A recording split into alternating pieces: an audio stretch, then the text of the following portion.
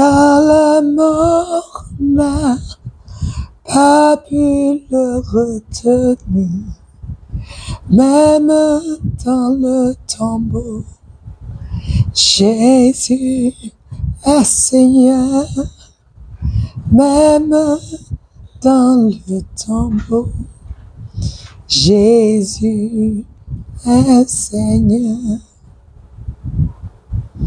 Mon âme bénit le Seigneur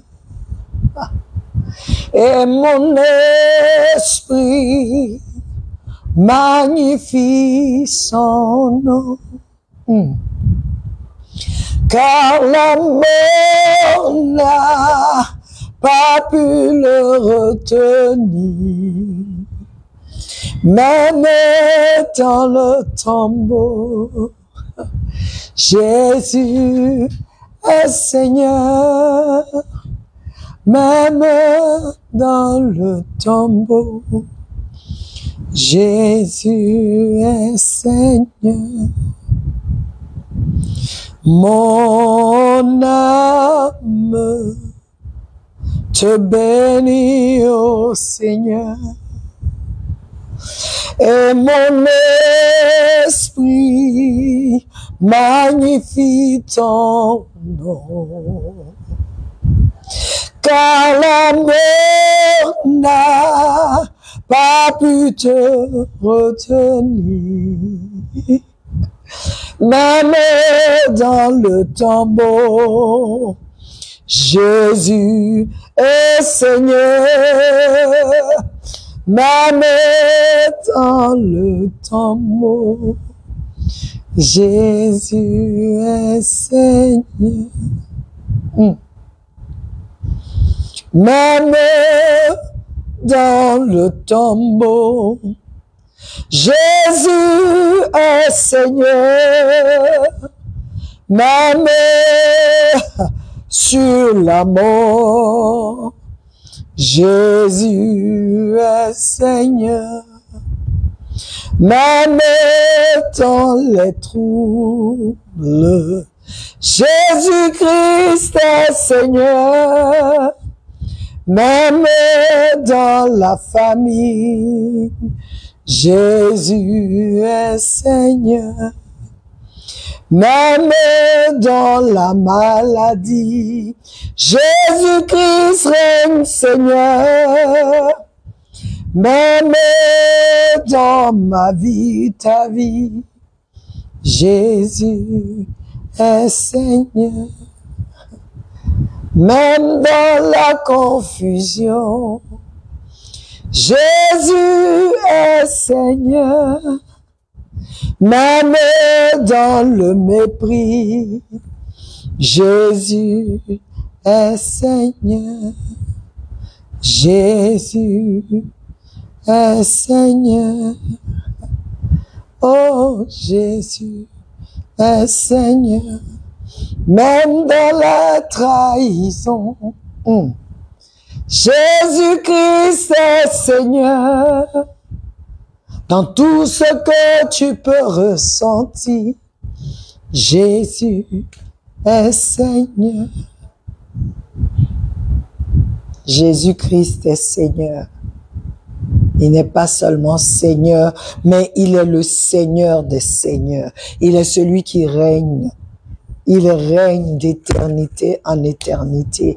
Il est l'alpha et l'oméga, le commencement et la fin. Il est le premier et le dernier. Alléluia. Il n'y a rien qui soit au-dessus de lui, qui soit avant lui. Il était. En fait, il est celui-là par qui tout a été créé, tout a été fait.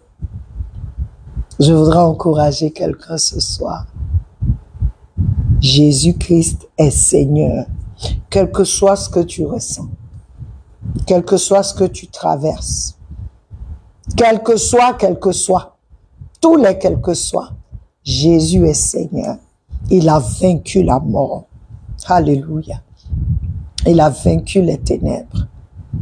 Lorsqu'il a été arrêté, tous ont cru à sa crucifixion que tout était fini, qu'il n'y avait plus rien.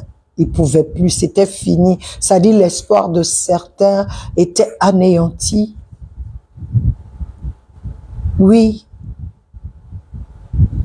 je suis sûre. L'espoir de certains était anéanti. Avec tout ce qu'ils ont vu avec lui. Et le voir comme ça, à la croix, se sont dit, c'est fini pour nous. C'était notre espoir. C'était lui. Avec tout ce qu'il faisait. On a cru que c'était celui-là. Le prophète qui devait venir, comme ils le disent. On a cru que c'est celui-là qui devait faire. On a cru. L'espoir de nombreux était anéanti. Les disciples ont fui. Quand c'est dur, tu te dis, où est-ce que tu es, Seigneur? Il est là, peuple de Dieu. Je vous donne un petit témoignage. Dans ma maison, on était tous dans les chambres et on a entendu un bruit. C'était un moment où il y avait des coupures d'électricité. Hein. Ça se coupe, un coup ça revient, deux. Et or, le moteur du climatiseur au salon a pété. Un bruit, je vous dis. On a tous sauté. On a cru que c'était quelque chose dehors, mais on s'est rendu compte que c'était dans la maison. C'est le moteur qui avait pété. Et on s'est dit, ah, ça encore, ce sont des dépenses. Des dépenses inutiles. C'est quoi ça encore, Seigneur? Bon, on va utiliser les ventilateurs au salon. Les chambres, ça va. Donc, on va utiliser pendant un moment. Et je me réveille le matin. Je vous dis, peuple de Dieu, sans avoir ouvert ma bouche pour dire à quelqu'un. Simplement, quand je suis assise, que je transpire, il fait chaud. Le ventilateur, même, ça va pas. Mais je me suis pas plaint. Je n'ai pas murmuré. Je dis, ah, si le moteur a sauté, peut-être qu'il y a quelque chose de pire qui devait arriver, on ne sait pas, puisque c'est vieux. Je me réveille le vendredi matin, peuple de Dieu. Je crois jeudi ou vendredi matin, je ne sais plus, jeudi matin. Voici un nouveau, tout nouveau. Quelqu'un est venu déposer chez moi un climatiseur, nouveau climatiseur, avec tout le moteur, tout. Je dis, c'est pas possible. Qui a parlé à cette personne? Et c'est pas quelqu'un qui parle, c'est quelqu'un de très posé. Qui? Et la personne me dit, non. En fait, quand je venais prendre des cours chez vous à la maison, j'ai regardé votre climatiseur et j'ai vu qu'il était vieux. Et depuis longtemps, Dieu avait mis dans mon cœur, je peux dire, ça fait 1 an passé, peut-être 2 ans, Dieu a mis dans mon cœur de vous offrir un nouveau climatiseur. Mais bon, je tournais. Et là, je me suis dit, non, il faut que j'apporte ça. J'ai dit, c'est le moment. C'était le moment. Les autres jours, là, si tu nous apportais ça, on ne saura pas quoi faire. Parce qu'il n'y avait pas de besoin. Mais Dieu a mis ça parce que c'est le moment. C'est plus de 2 ans que la personne a eu cette pensée. C'est pour dire à quelqu'un, le Seigneur ne t'a pas oublié. Quand il va le faire, tu seras étonné. Quand il va agir, tu seras étonné. Jésus-Christ est Seigneur. Hein? D'aucuns diront, mais ça c'est un petit truc pour toi. Il n'y a rien qui soit petit. Ça dit pas ces petites choses-là, comme le Seigneur te montre qu'il pense à toi, qu'il veille sur toi, qu'il ne t'a pas oublié. Et je veux t'encourager. Demain, nous célébrons la vie. Mais ce n'était pas facile. C'était les moments les plus sombres pour notre Seigneur. Aujourd'hui, nous nous en réjouissons. Mais c'était difficile. C'était difficile. Notre Seigneur a donné sa vie pour nous. Mais il n'est pas venu comme ça. Il a traversé des choses. Il était nu à la croix. On essaie de maquiller, mais il était nu à la croix. pour que toi, tu ne sois plus nu. Il a été battu pour que toi, tu ne sois plus battu. Il a porté une couronne d'épines pour que toi, tu sois, c'est-à-dire que ton mind, que tu sois sain dans tes pensées, ton mental soit propre. Il a ôté la honte, il a pris sur lui. Cette mort atroce pour toi, il a pris. Attends, aujourd'hui, là, si tu es en lui, qu'est-ce qui est aussi difficile par rapport à la croix que le Seigneur ne peut pas faire pour toi, pour moi? Rien n'est impossible à notre Dieu. S'il est mort pour toi et moi, à plus forte raison aujourd'hui, parce que tu veux un petit truc, tu veux une maison, tu veux une voiture, tu veux un mari, tu veux des enfants. C'est lui. Qu'est-ce que ces choses-là comparées au sacrifice à la croix, ce n'est pas comparable. Ce n'est même pas comparable. Je veux t'encourager. Ne te décourage pas. Ne baisse pas les bras. Ne jette pas l'éponge. Aie les yeux fixés sur Jésus. Pas sur les hommes. Pas sur les hommes, mais sur Jésus. L'auteur et le consommateur de ta foi. Que tes yeux, que mes yeux soient sur lui. Même dans le tombeau, il est Seigneur. Il a vaincu la mort. Il allait dans le tombeau de façon stratégique pour toi et moi. Il ne t'a pas oublié. Donc tu dois te lever pour dire, même dans le tombeau, Jésus est Seigneur. Même dans le tombeau, sur la mort, les ténèbres, sur Satan, les démons, les maladies, Jésus est Seigneur. Même dans ma vie, dans ta vie, Jésus-Christ est Seigneur. Même dans ma vie, quel que soit ce que je traverse, Jésus-Christ est Seigneur. C'est ce que tu dois dire, c'est ce que je dois dire. Alléluia. Bienvenue encore sur notre plateforme, une autre dimension avec Christ. Alléluia. Aujourd'hui, nous sommes à la fac, la foire aux questions, sur notre thème « Prophète sur les nations ». J'ai été heureuse de voir tellement de gens qui ont pris le temps de regarder et d'écouter. Et je suis sûre que nous avons tous été bénis et nous avons eu quelques questions. Alléluia. C'est notre année de la consécration. Et Dieu a dit à Jérémie, nous avons comme passage Jérémie chapitre 1, alléluia, verset 4 à verset 5. Il dit, la parole de Dieu me vint disant, avant de te former dans les entrailles de ta mère, je te connaissais.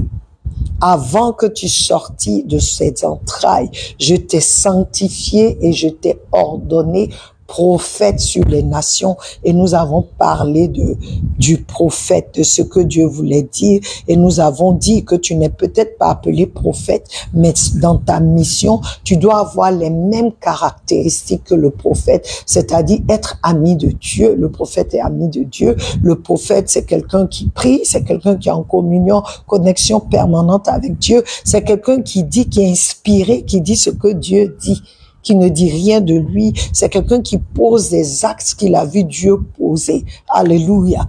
Donc, si tu n'as pas encore écouté, je t'encourage à aller écouter. C'est tellement bon ce que le Seigneur nous a dit. Et pour te dire que pour que tu puisses réussir dans la mission que Dieu te donne sur cette terre, parce que c'est ça, c'est Dieu a donné à Jérémie d'être prophète. Mais Jérémie est déjà roi sacrificateur. Mais Dieu lui a donné cette fonction, prophète sur les nations. Pour qu'il soit sa bouche, la bouche de Dieu aux nations. Pour qu'il parle de la part de Dieu, pas de lui-même. Alléluia. Donc, toi aussi, dans ta mission, faut que tu saches que tu représentes Dieu. Tu es la bouche de Dieu. Dans ta mission, le travail que tu dois faire, tu dois être en communion, connexion permanente avec Dieu. Tu dois te laisser guider par l'Esprit. Tu dois être inspiré pour faire ce que tu dois faire. Tu ne peux pas compter sur toi. La Bible dit ne t'appuie pas sur ta propre sagesse, mais en toute chose, reconnais Dieu dans toutes tes voies et il aplanira ton sentier. C'est ça. Donc, c'est ce que nous devons faire. Nous avons appris aujourd'hui, on a eu quelques questions. Et la première question dit, un prophète a-t-il le droit de se tromper sur une prophétie? Cette question vient de Franck du Cameroun. Bonsoir Franck, sois béni, c'est toujours bon de t'entendre. Franck, si le message du prophète est un message inspiré, il ne peut pas se tromper. Il ne doit pas se tromper. Un prophète ne doit pas se tromper car ce qu'il dit ou fait n'est pas de son fait à lui, mais il ne fait que transmettre de la part de Dieu. Donc comment tu vas te tromper dans ce que Dieu te dit? Donc comment se tromper dans ce que Dieu dit ou te montre? C'est pourquoi il faut faire très attention. Quel prophète de l'Ancien Testament s'est trompé? Lequel? Pourtant, les prophètes de l'Ancien Testament n'ont pas le privilège, ils n'avaient pas le privilège que nous avons aujourd'hui. Eux, l'Esprit venait sur eux et ils faisaient. Mais nous, l'Esprit habite en nous. Il habite en nous. Donc, le prophète du Seigneur, un prophète de Dieu, ne doit pas se tromper. Il ne peut pas, il n'a pas le droit. Comme tu dis, est-ce qu'il a le droit? Il n'a pas le droit de se tromper. Il n'a pas le droit.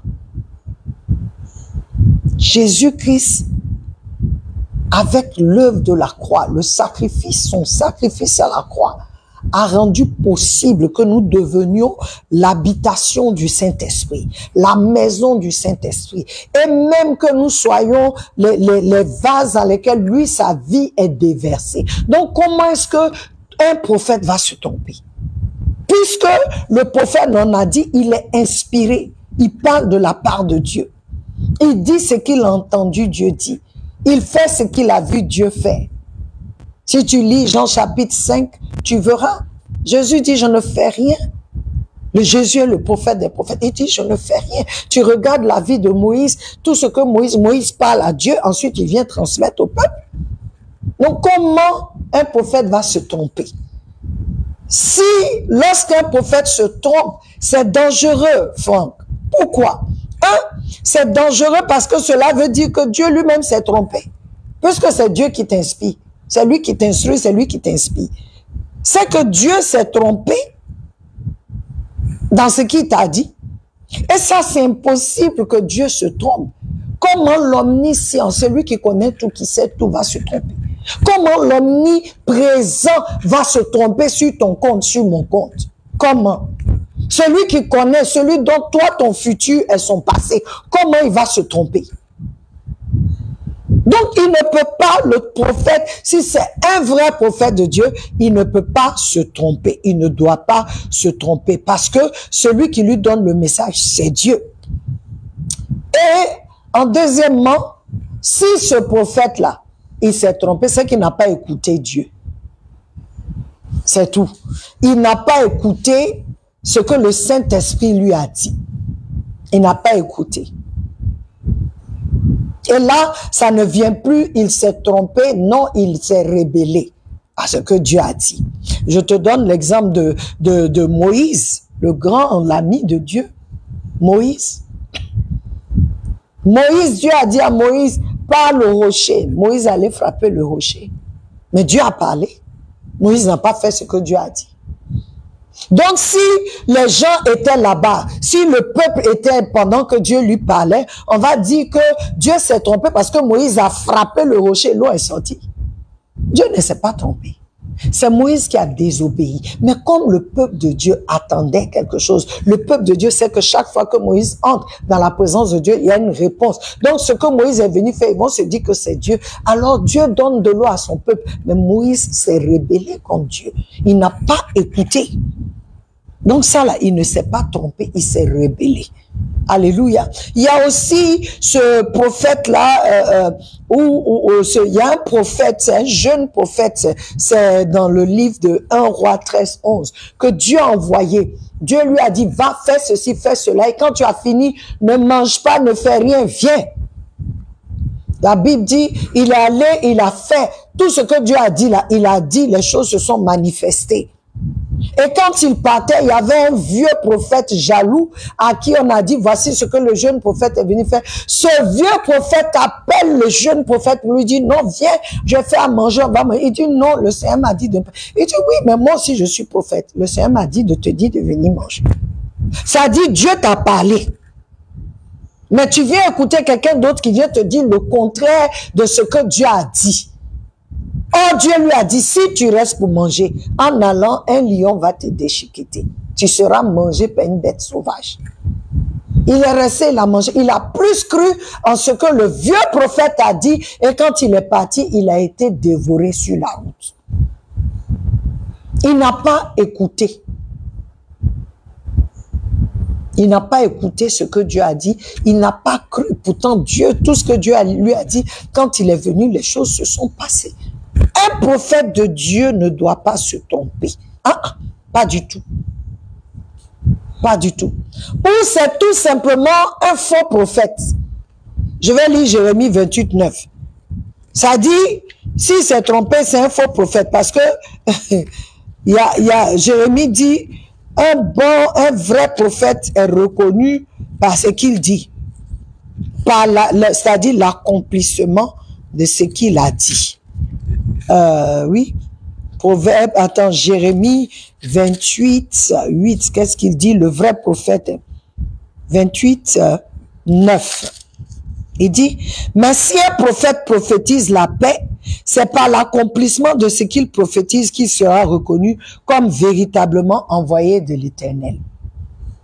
Envoyé par l'Éternel. S'il se trompe tous les jours, s'il doit se tromper, c'est que c'est un faux prophète. C'est un faux prophète. Donc voici les trois que j'ai pu trouver pour te donner, Franck. Un prophète de Dieu ne doit pas se tromper. Ne doit pas se tromper. Alléluia. Alors nous allons à la deuxième question. Il dit, comment reconnaître un vrai prophète de Dieu? Enza, Abidjan, Côte d'Ivoire. Enza, comme je viens de le lire, bonsoir Enza, sois béni, c'est bon de t'attendre. Toujours Jérémie 28, 29, je viens de lire, il dit, mais si un prophète, mais si un prophète prophétise la paix, c'est par l'accomplissement de ce qu'il prophétise qu'il sera reconnu comme véritablement envoyé par l'Éternel. Donc voici déjà un. Pour le reconnaître, ce qui dit que Dieu ainsi par l'Éternel, on voit la chose s'accomplir. Mais si toujours lui dit et la chose ne s'accomplit pas, là, ce n'est pas un vrai prophète. Envoyé en tout cas par l'Éternel. Donc, selon ce passage, Enza, un vrai prophète est celui qui est envoyé d'abord de l'Éternel. Oui. Un vrai prophète est un envoyé de l'Éternel. Tu as beaucoup de prophètes qu'on appelle prophètes, ce sont des mensonges. Ce ne sont pas des vrais prophètes s'ils ne sont pas envoyés par l'Éternel. Un vrai prophète, quand on parle de prophète, un vrai est envoyé par l'Éternel. Je veux que ça soit clair d'abord. Tout autre prophète d'une autre quelconque divinité, autre que l'Éternel Dieu, le Père de notre Seigneur Jésus-Christ, est un faux prophète. Il faut qu'on le sache. Un vrai prophète est envoyé par l'Éternel. Les prophètes de Baal sont de faux prophètes. Les prophètes d'Achira sont de faux prophètes. Les prophètes sataniques sont de faux prophètes. Parce qu'ils ne sont pas envoyés par l'Éternel Dieu. Donc ce sont des faux prophètes. Leur prophétie vient de l'esprit malin, pas de l'esprit saint.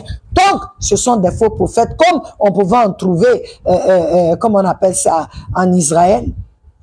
On a cet exemple du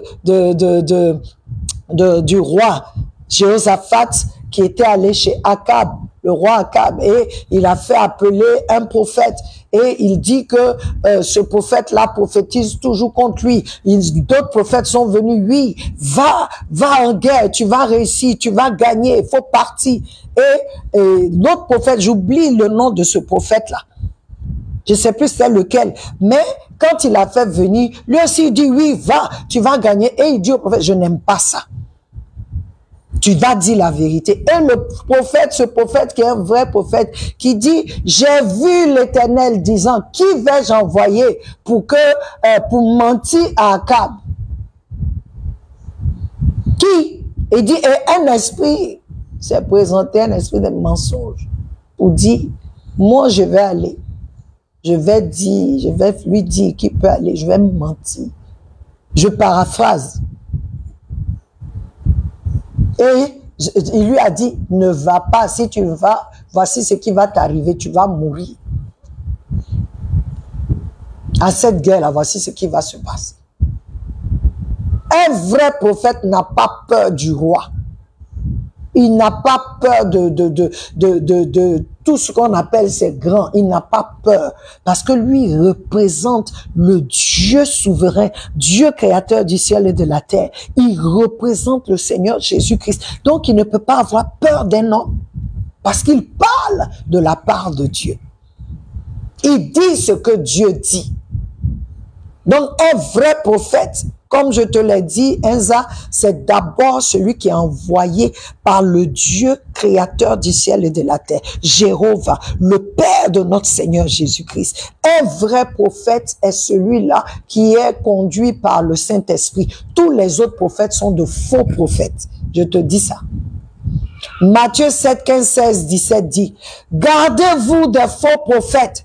Ils viennent à vous en vêtements de brebis, mais au-dedans, ce sont des loups ravisseurs.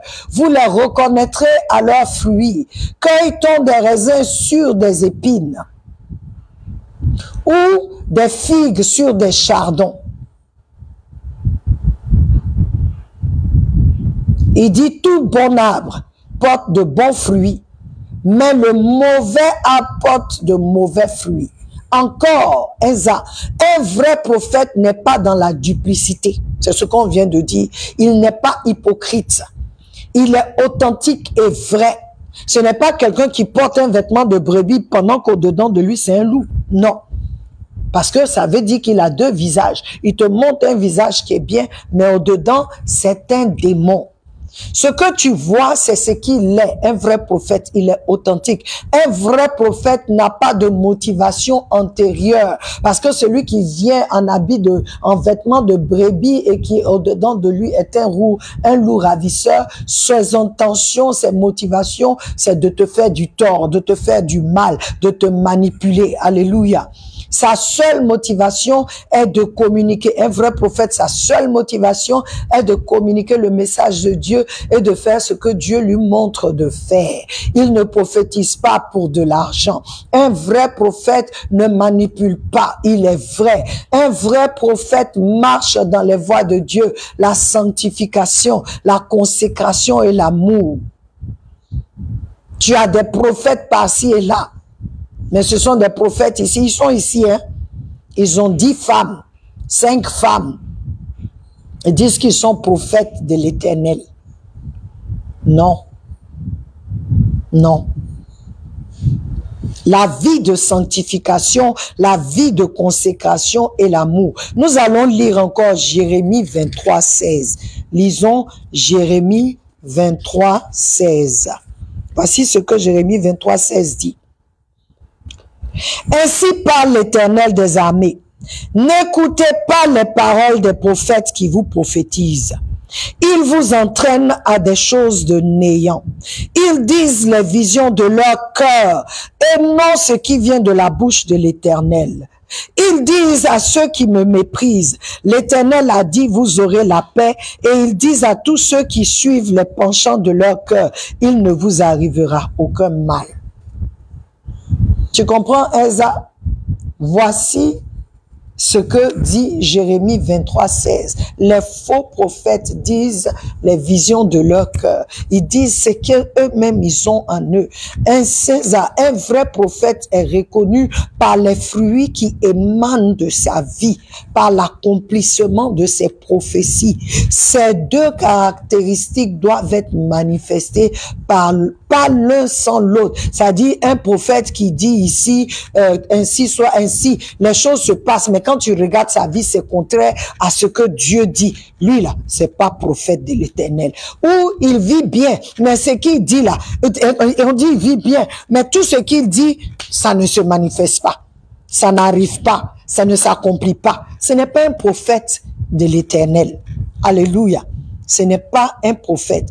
On a des gens vraiment qui prophétisent, hein, mais ce que tu dois regarder d'abord, c'est sa vie. Le Seigneur dit, tu les reconnaîtras par leurs fruits. Ça veut dire leurs fruits là, c'est leur vie. C'est pas ce qu'ils disent d'abord, leur style de vie là. C'est ce que tu dois regarder. Est-ce que c'est un vrai prophète? Est-ce qu'il vit par les principes? Est-ce qu'il vit dans la sanctification? Est-ce qu'il craint Dieu? Est-ce que quand il a fini de faire ces choses, ainsi dit l'Éternel, et il a fait tous ses tapages, quand il a fini, et puis, parce qu'il y a d'autres, ils t'appellent. J'ai vu, tu as porté un caleçon rouge aujourd'hui quand tu sortais de là. Tu fais quoi avec mon caleçon? Je donne des trucs. Ils disent n'importe quoi. Et comme c'est exactement ce que... Donc toi, tu es là, oh mon Dieu, comment il sait ça? Hey, quand tu t'habillais là, le monde spirituel, tout le monde t'a vu. Dans le monde spirituel là. C'est pour que tu saches de faire la différence entre celui qui a un esprit de divination et celui qui a l'esprit de Dieu. Faisons très attention. Un vrai prophète a l'esprit de Dieu. Un vrai prophète a l'esprit de Dieu. Alléluia. Ceux qui se disent prophètes et qui n'ont pas ces caractéristiques, quand on regarde leur vie, c'est pas ça. Quand on regarde comment ils font les choses, c'est contraire à ce que la parole de Dieu dit. Tu dois t'en méfier. Tu dois t'en méfier. Et finalement, on a cette question qui dit, y a-t-il un ministère supérieur aux autres parmi les 5 ministères, c'est-à-dire apôtres, prophètes, c'est ça, non? Pasteur, enseignant, et un autre encore, hein, je ne me rappelle même plus. Hein? Je crois, exhorteur, si je ne me trompe pas. Il y a 5 que Dieu a donné. Il a fait don de ces 5 ministères à l'Église. La Bible dit pour équiper le peuple de Dieu afin que le peuple de Dieu serve Dieu. Donc, apôtre, hein? Aide-moi. Apôtre, prophète, pasteur, enseignant, docteur. Il y a un 5e, je ne me rappelle même plus. Il faut qu'on regarde dans la Bible ici. Ça est là. Dans Corinthiens 12, on va lire. Donc, il dit, est-ce que parmi les 5 là, il y a un qui est supérieur à l'autre? Bonsoir Stéphane. Stéphane Angré. Hein? Évangéliste. Hein, le pasteur est venu. Donc, apôtre, prophète, évangéliste, pasteur, enseignant. Les 5 là. Est-ce qu'il y a un qui est, comment on appelle ça, qui est supérieur à l'autre? Bonsoir Franck, sois béni. Franck, partant du fait qu'il y a un seul esprit, le Saint-Esprit, aucun ministère n'est supérieur à un autre. Aucun. Aucun. L'apôtre n'est pas supérieur au pasteur. Non. Dieu utilise chacun selon qu'il en a besoin et ce qu'il peut faire avec l'un peut paraître plus grand que l'autre. Cependant, c'est pas parce que l'autre est supérieur à l'autre. Non. Parce que c'est le même esprit. C'est un seul esprit. Le plus important, c'est que le Seigneur fasse avec toi ce qu'il a planifié de faire. Que tu sois exactement là où il veut que tu sois et que tu fasses exactement ce qu'il veut. Et c'est là où se trouve la grandeur. Souvent, on se dit que le ministère de temps est au-delà de l'autre. Non, c'est le même esprit. Mais il y aura une différence dans la qualité de c'est-à-dire la qualité de la relation de chacun avec Dieu. Dieu peut m'utiliser à faire plus, peut-être parce que j'ai une relation avec lui, j'ai une qualité de relation que toi, tu n'as pas. Et tu dois arriver aussi à un niveau de qualité avec lui, un niveau avec lui où il peut te confier beaucoup plus de choses, où il peut faire beaucoup plus de choses avec toi. Mais ça ne veut pas dire que tu es supérieur, ton ministère est supérieur à l'autre. Non, sinon c'est le même esprit. Comment le Saint-Esprit en moi va être supérieur au Saint-Esprit qui est en toi? Non, c'est le même esprit, le même Seigneur Jésus, le même Père, le Père céleste. Il n'y a pas un qui soit supérieur à l'autre. Regarde les prophètes dans la Bible. Certains ont été utilisés plus que d'autres. Quand tu regardes dans la Bible, quand on te parle des Jérémie, des Isaac, de tout ça, quand tu vois comment on appelle ça, comment il s'appelle, Ésaïe, quand tu vois ces prophètes, Ézéchiel et tout, tu peux dire que ils étaient au-dessus de... Non. Les ministères sont au-dessus des autres. Non.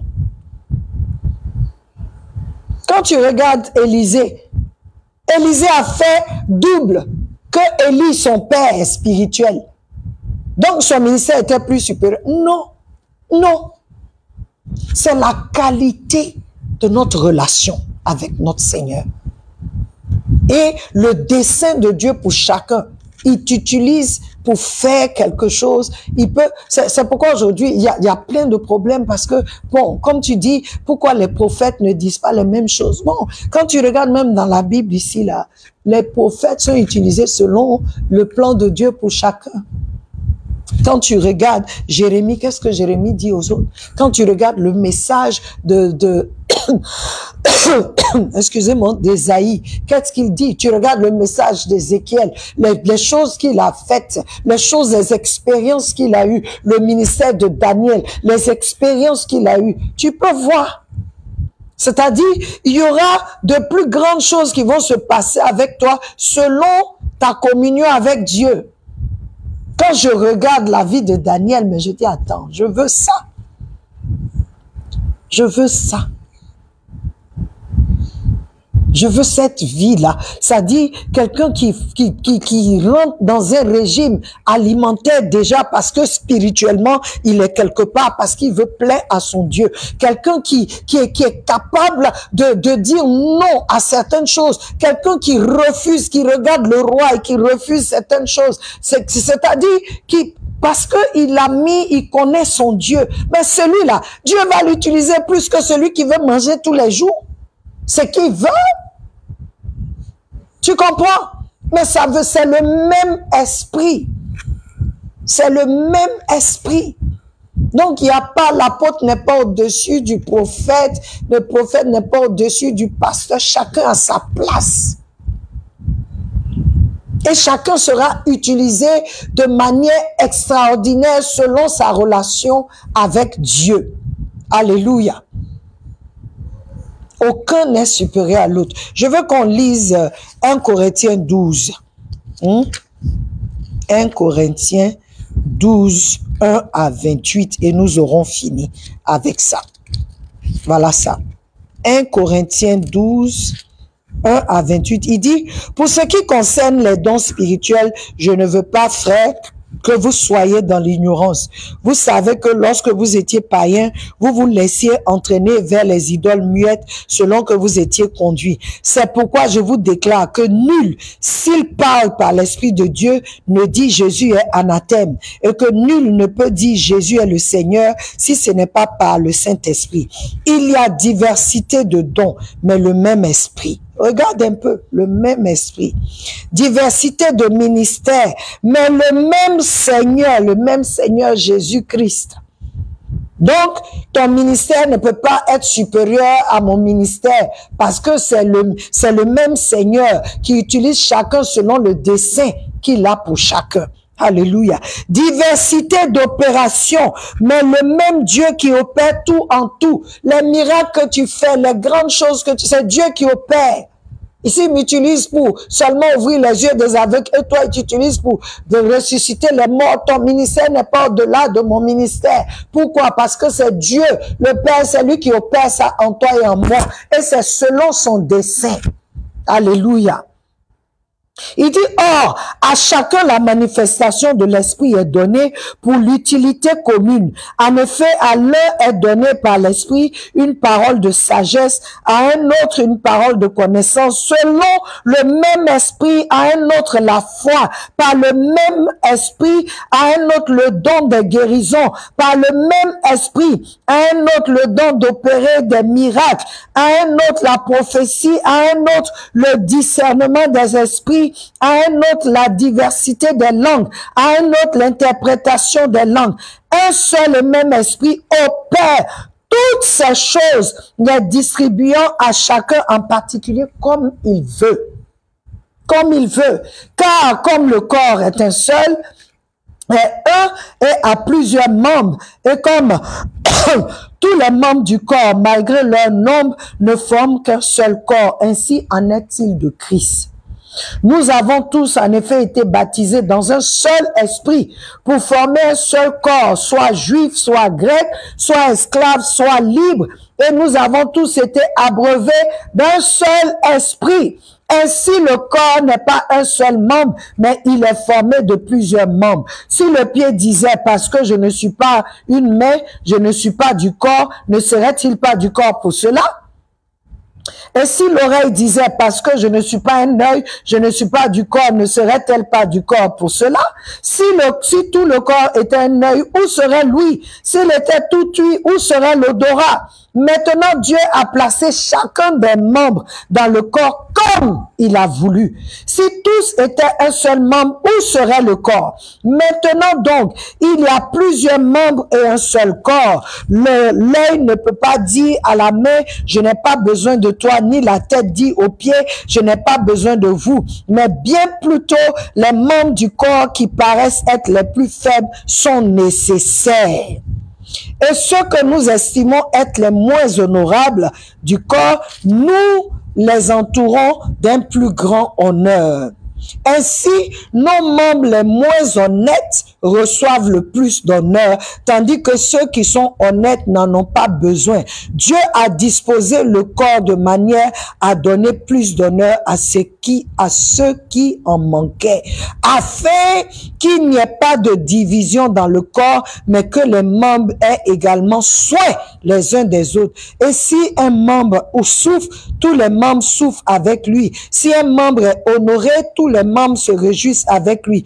Vous êtes le corps de Christ et vous êtes ses membres, chacun pour sa part. Et Dieu a établi dans l'Église, premièrement, des apôtres, secondement des prophètes, troisièmement des docteurs, ensuite ceux qui ont le don des miracles, puis ceux qui ont le don de guérir, de secourir, de gouverner, de parler diverses langues. Tous sont-ils apôtres, tous sont-ils prophètes, tous sont-ils docteurs? Non.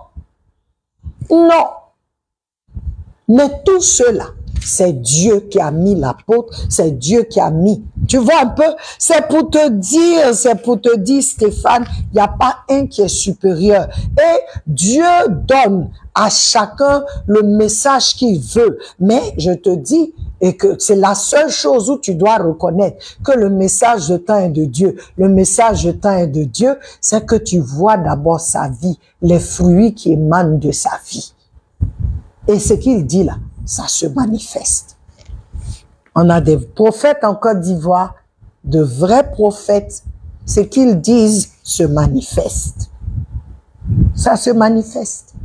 Et leur vie aussi montre qu'ils vivent dans la sanctification, dans la consécration, dans l'amour de Dieu. Voilà.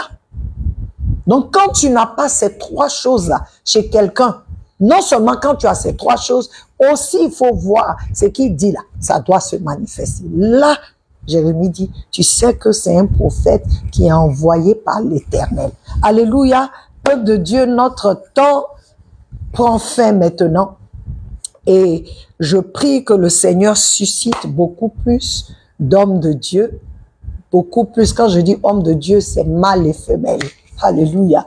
Beaucoup plus d'hommes de Dieu qui portent des fruits à la gloire de Dieu, à la gloire du nom de Dieu, que nos prophètes, les prophètes que Dieu nous a donnés, que ce soit des hommes vrais, de vrais prophètes authentiques, des hommes et des femmes qui marchent dans la sanctification, qui marchent dans la consécration, qui marchent dans l'amour de Dieu et qui disent et qui font ce que Dieu dit, qui ont une communion avec le Seigneur. Parce que on en a besoin. Autant on a besoin de l'apôtre, on a besoin du prophète. C'est Dieu qui a donné. C'est parce qu'il sait qu'on en a besoin. Et tout cela, d'abord, en premier, leur rôle, c'est d'édifier et d'équiper le peuple de Dieu, et afin que le peuple de Dieu puisse servir Dieu comme il se doit. Alléluia. Tout cela sont donnés pour l'Église. Pour l'Église. Pour fortifier l'Église. Pour équiper l'Église, afin que chacun de nous, dans nos missions, là où nous serons, que nous puissions aussi porter des fruits à la gloire de Dieu, que nous marchions dans la sanctification, dans la consécration, dans l'amour de Dieu. Mon temps est fini. Je prie que l'Éternel intervienne dans la vie de chacun de nous et que chacun de nous marche dans la crainte de Dieu. Et que nous portons des fruits à la gloire de notre Seigneur. Que les prophètes de l'Éternel en Côte d'Ivoire se manifestent. Comme Élie, un seul homme qui s'est tenu contre 800 prophètes. La Bible dit 400 prophètes de Baal et il y avait aussi 400 prophètes d'Achira. Il les a tous tués parce que il les a mis, les prophètes de Baal. Il dit, bon, on va voir qui a le vrai Dieu. Que le Seigneur suscite des Élie en Côte d'Ivoire, des prophètes Élie, des prophètes qui vont déclarer lorsque l'atmosphère ne sera pas à la gloire de Dieu, qui vont se tenir et déclarer ce que Dieu leur aura dit et le déclarer comme Élie dit, parce que je me tiens dans la présence de Dieu, je déclare qu'il ne va pas pleuvoir. Qu'il y ait des prophètes, des hommes et des femmes qui puissent se tenir dans cette nation, des prophètes de vrais et qui vont parler de la part de l'Éternel et que nous puissions voir ces choses se manifester. Élie, un seul, a changé l'atmosphère dans Israël. Tu peux imaginer. On a beaucoup de prophètes ici. Il y a des choses qui vont pas.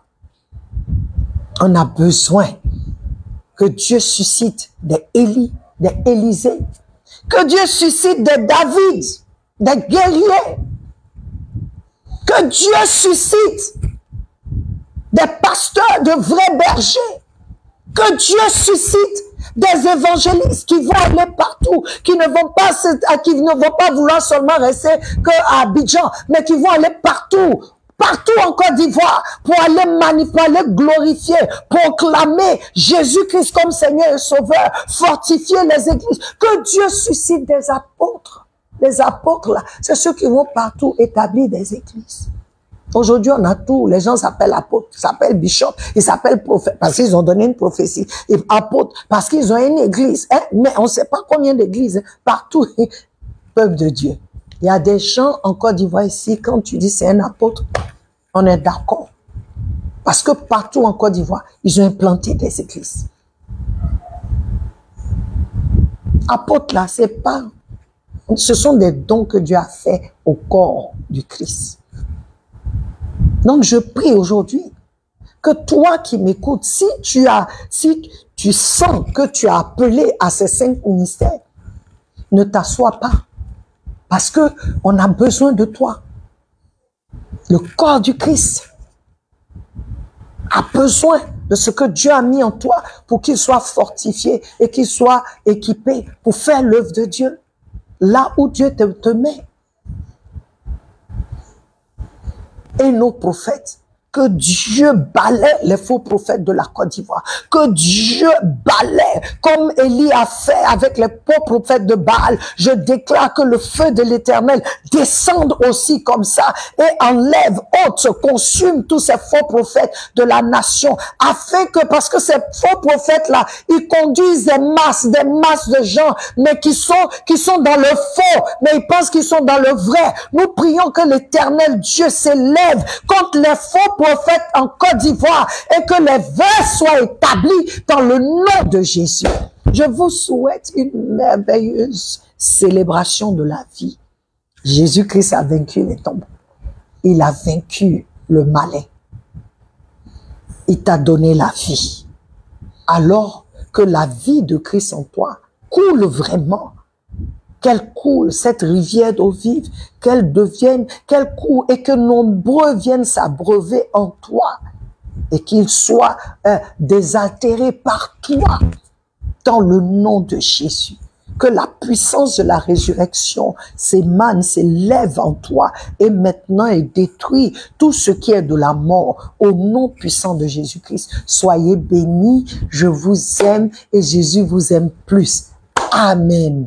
Bonne fête de Pâques.